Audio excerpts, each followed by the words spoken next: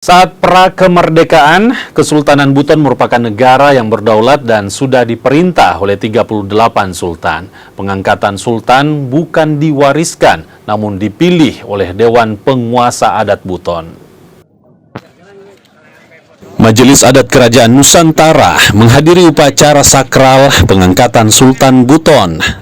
Tak hanya itu, tradisi turun-temurun ini dilakukan pelantikan Sultan Buton di dalam Masjid Keraton dan juga di atas batu Popauah atau batu pelantikan. Sebelum pelantikan, Sultan Buton harus dimandikan dengan menggunakan 4 sumber mata air di 4 wilayah Kesultanan Buton. Sultan kemudian diberikan bedak dengan 120 macam aroma, mulai rasa yang sakit hingga rasa senang, agar bisa memahami rakyatnya dari rasa senang, sakit, gelisah hingga kesulitan. Usai dimandikan, Sultan kemudian didandani dengan baju kebesaran kesultanan warna putih dengan selempang dengan bermanik-manik emas, lalu menuju ke Masjid Keraton dengan iring-iringan dan dilanjutkan sholat Jumat. Usai sholat, Sultan langsung melakukan baiat dan melakukan sumpah dan menuju ke batu Popauah atau batu pelantikan. Sultan kemudian menghadap ke barat dan menginjak lubang batu Popauah dan kembali disumpah serta diberi wejangan dan sanksi bila melanggar sumpah.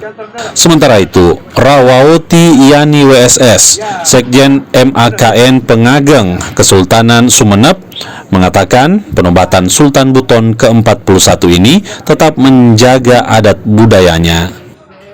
Hari ini, alhamdulillah terjadilah pelantikan dan itu merupakan sebuah persyaratan. Memang kalau kami di MAKN sebagai pelantikan harus dilantik oleh Majelis Adat dan menjaga adat pakem daripada leluhurnya.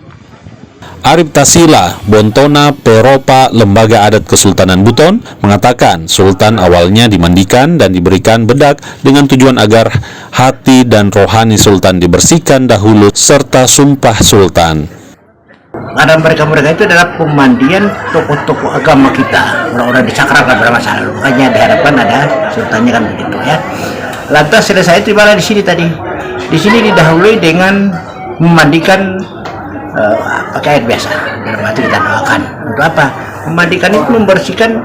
Kalau mandinya kita biasa itu ya mandi yang lahiriah saja, di dalam enggak. Tapi mandi dimaksud tadi adalah lahir batin. Usai dari batu pelantikan, Sultan kemudian menuju ke Baruga Keraton Buton untuk menerima utusan daerah dari wilayah Kesultanan untuk memberikan baiat dan selamat kepada Sultan.